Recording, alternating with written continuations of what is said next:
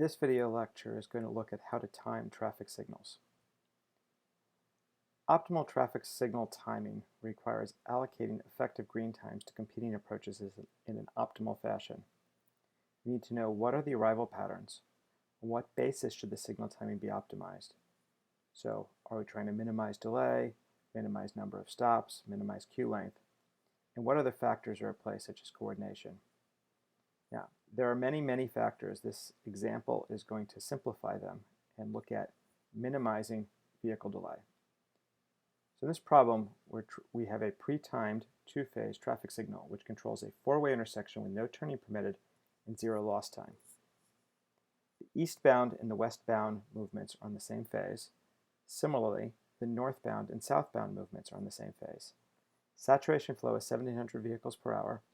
The cycle length is 60 seconds. Flows are as shown in the diagram. Eastbound is 500, westbound is 600, southbound is 700, northbound is 800. And these are in vehicles per hour. Determine the effective red and green times for each phase to minimize total vehicle delay. Compute the total delay per cycle. The first thing we need to do is put arrival and departure rates into common units of vehicles per second, and then compute intensity.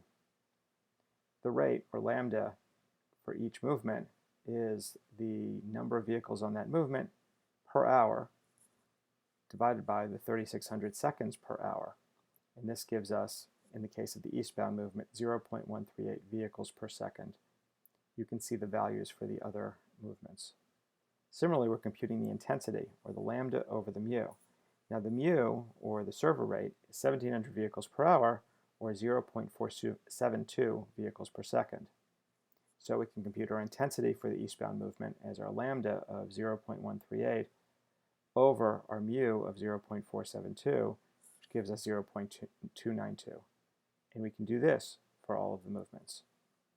And the third column is a calculation that will be useful to us a little bit later.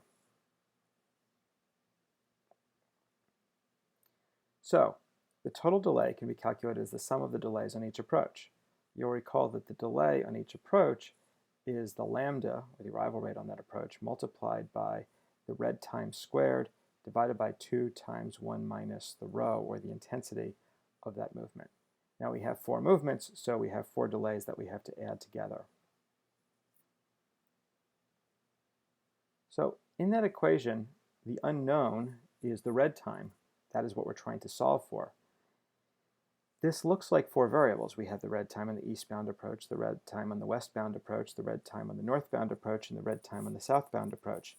However, it is really just one, because the red time on the eastbound approaches are the same, and the red time on the northbound and southbound approaches are the same. Further, we know that the red time on the eastbound approach is equal to the cycle length minus the red time on the northbound approach. So we only have one variable here. We can substitute our long equation and get an expression that the total delay is equal to 0.0974 times the red time on our eastbound approach plus 0.1228 times our red time on the westbound approach squared plus 0.209 times our red time on the northbound approach squared plus 0.165 times our red time on the southbound approach squared. Now, I mentioned that we had a calculation that we wanted to do to simplify things. I've defined the variable x to equal lambda over 2 times 1 minus rho to simplify our calculations here by solving that beforehand.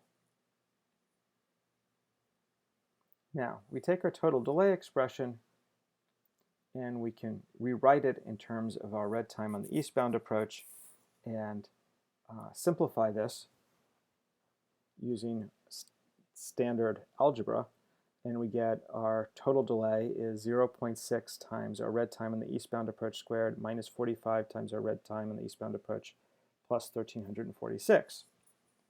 Now what we need to do, our objective is to minimize the total delay. How do we minimize a function? Well, we use the calculus. We take a derivative, and